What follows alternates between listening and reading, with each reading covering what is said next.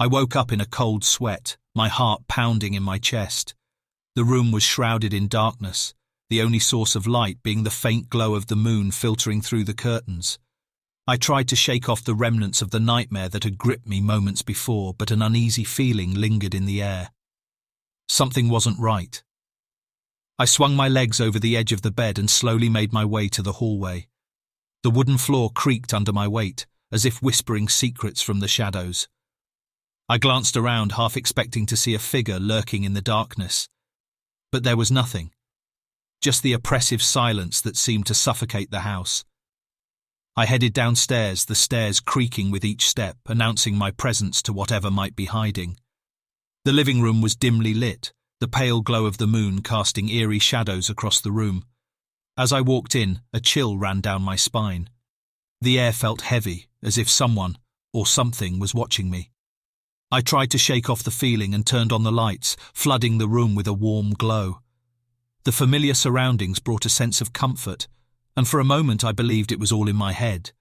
But as I turned to head back upstairs, I caught a glimpse of movement out of the corner of my eye. I froze. There, standing in the doorway leading to the kitchen, was a figure. It was tall and gaunt, its features obscured by the darkness. A chill ran through me as I stared at the silhouette. It felt wrong, unnatural. "Who's there?" I called out, my voice trembling. No response. The figure stood motionless, a silent observer in the night. Heart pounding, I took a step forward, but as I did, the figure vanished, dissipating into thin air. I blinked, thinking I must have imagined it, but the unease remained. Suddenly a sharp sound broke the silence, a low, guttural growl that seemed to emanate from all around me. Panic welled up inside me and I turned to flee, but before I could move, the room went dark.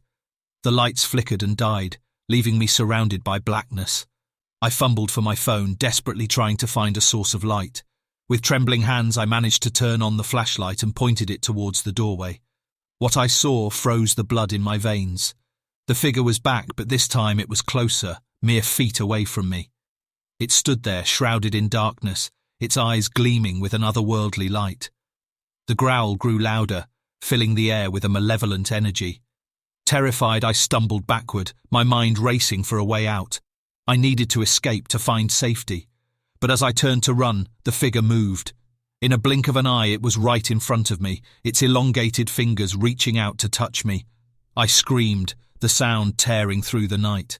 Adrenaline coursed through my veins as I fought against the grip of fear. I swung my phone, aiming for the figure, but my hand passed right through it as if it were made of smoke. "Leave me alone," I shouted, my voice laced with desperation. And then, as suddenly as it had appeared, the figure vanished, leaving me standing alone in the darkness. The silence returned, broken only by the sound of my ragged breathing. I stumbled to the front door, flinging it open, desperate for the safety of the outside world. The cool night air washed over me, offering a momentary respite from the suffocating grip of the house. But as I stepped onto the porch, a realization hit me like a wave of icy water. The figure wasn't confined to the house. It was with me. It followed me wherever I went, lurking in the shadows, waiting for an opportunity to strike. I ran, fueled by fear and the primal instinct to survive. But no matter where I went, the figure was there, a constant presence in my life. Its haunting presence drove me to the brink of madness, a never-ending nightmare from which I couldn't escape. Now, as I sit here huddled in a corner, I can still feel its eyes upon me. The figure is here in this room watching me, waiting. I don't know how much longer I can hold on. The terror has consumed me, and I fear that soon it will claim me as its own. All I can do is pray for salvation, for an end to this torment. But deep down, I know the truth. In this dark and twisted world, there is no escape from the horrors that lurk in the shadows, and I am forever trapped in their clutches. Days turned into weeks and weeks into months. The figure continued its relentless pursuit, a sinister presence that defied all logic and reason. I grew gaunt and sleep-deprived, my once vibrant spirit dulled by the constant fear that gnawed at my sanity. Every night as darkness fell, the figure would appear, haunting my dreams and twisting them into macabre nightmares. Its spectral form tormented me with visions of death and despair, feeding off my fear and despair.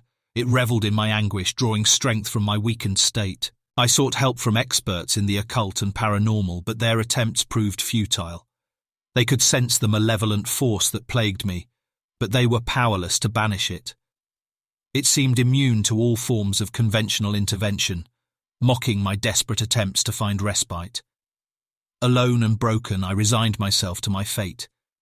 The figure had become an inescapable part of my existence, an entity that had claimed me as its own. It whispered dark secrets into my ears, its words dripping with venomous intent. It delighted in my suffering, relishing every moment of my torment. But then one fateful night, as I sat in the corner of my room, consumed by despair, a glimmer of hope flickered in the depths of my weary soul. In the midst of the figure's taunts and jeers, I realized that I still possessed one weapon against its malevolence, my own will. With newfound determination, I stood up, my legs shaky but resolute. I refused to let the figure break me any longer. I confronted it head-on, summoning every ounce of courage I had left. I stared into its ethereal eyes, refusing to back down. To my surprise, the figure faltered. Its smug demeanor wavered, and for the first time I sensed fear emanating from its ethereal form. It recoiled as I spoke words of defiance, refusing to be its puppet any longer. The more I resisted, the weaker it became. In one final act of defiance, I banished the figure from my presence. With a resounding cry, I cast it out, reclaiming my space, my life. The room was filled with a blinding light, and when it faded, the figure was gone. Silence settled upon the house, but this time it was a peaceful silence.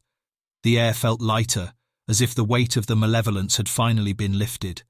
I took a deep breath, savouring the sweet taste of victory. Though scarred and forever changed, I emerged from the ordeal stronger than ever. I had faced the darkest corners of my own soul and emerged victorious. The figure may have haunted me for a time, but it could never extinguish the light that burns within. Now, I walk through life with a newfound appreciation for its fragility. The horrors that once consumed me have become a reminder of the strength that lies within us all. And as I look back at the shadows that once threatened to swallow me whole, I am grateful for the resilience that carried me through the darkest of nights.